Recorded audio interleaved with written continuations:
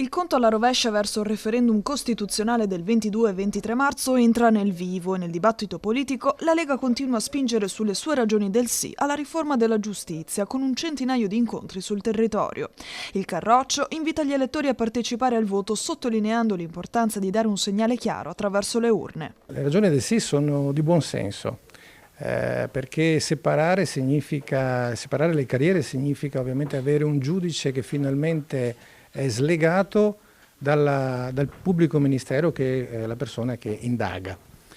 Perché votare sì significa togliere quel fenomeno della degenerazione delle correnti all'interno della magistratura e quindi una magistratura più libera e davvero autonoma.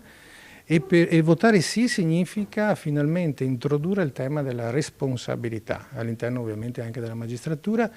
Chi sbaglia ovviamente sarà valutato da un organo nuovo, autonomo e indipendente dalla politica, finalmente, e in grado quindi anche di stabilire la sanzione adeguata. Secondo la Lega il sì rappresenta uno strumento per rafforzare la partecipazione democratica e permettere ai cittadini di esprimersi direttamente su un tema ritenuto centrale nel dibattito pubblico. Vogliamo tirar via la politica dai tribunali, vogliamo che finalmente la magistratura sia terza, sia imparziale e soprattutto vogliamo ridurre con questa riforma lo strapotere delle correnti che hanno assassinato il rapporto di fiducia tra gli italiani e la magistratura. Quindi pensiamo che questo referendum senza quorum sia una grande occasione, sia uno dei classici treni che non vanno persi.